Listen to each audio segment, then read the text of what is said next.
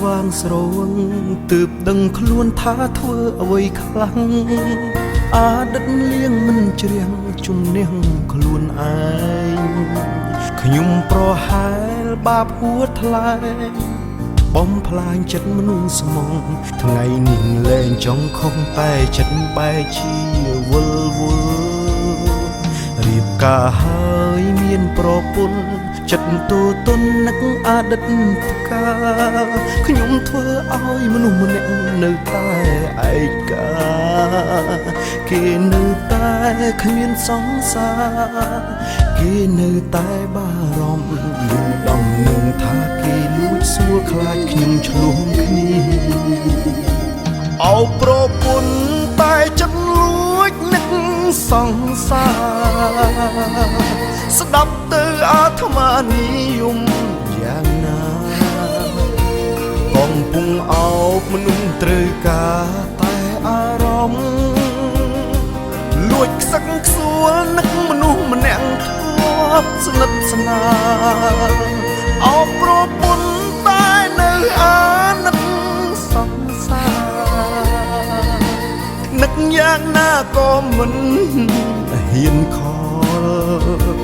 អាណិតណាស់ពេលអូនខ្វល់បងសុំទោសតែពេលនេះយើងទាំងពីរបានត្រឹមជាមិត្ត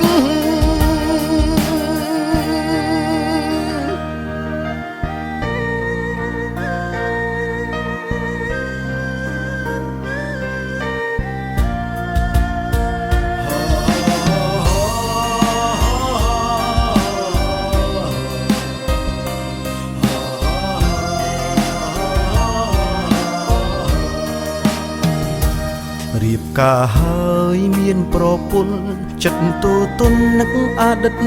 កាខ្ញុំធ្វើឲ្យមនុស្សម្នាក់នៅតែឯកាគេនៅតែគ្មានសង្សារគេនៅតែបារម្ភដំនឹងថាគេលួចសួរខ្លាចខ្ញុំឆ្លងគ្នាអោប្រពន្ធតែចិត្តលួចនឹកសង្សារស្ដាប់ទៅអាត្មានិយមយ៉ាងណាកំពុងអោបមនុស្សត្រូវការតែអារម្មណ៍លួចខ្សឹកខ្សួលនឹកមនុស្សម្នាក់ធ្លាប់ស្និទ្ធស្នាលអោបប្រពន្ធតែនៅអាណិតសង្សារនឹកយ៉ាងណាក៏មិនហ៊ានខលអាណិតណាស់ពេលអូនខ្វល់បងសុំទោសតែពេលនេះយើងទាំងពីរបានត្រឹមជាមិត្តអោប្រពន្ធតែចិត្តលួចនឹកសង្សារស្ដាប់ទៅអាត្មានិយមយ៉ាងណាកំពុងអោបមនុស្សត្រូវការតែអារម្មណ៍លួចខ្សឹងខ្សួលនឹកមនុស្សម្នាក់ធ្លាប់ស្និទ្ធស្នាលអោបប្រពន្ធតែនៅអាណិតសង្សារនឹកយ៉ាងណាក៏មិនហ៊ានខលអាណិតណាស់ពេលអូនខ្វល់បងសុំទោសតែពេលនេះយើងទាំងពីរបានត្រឹមជាមិត្តតែពេលនេះ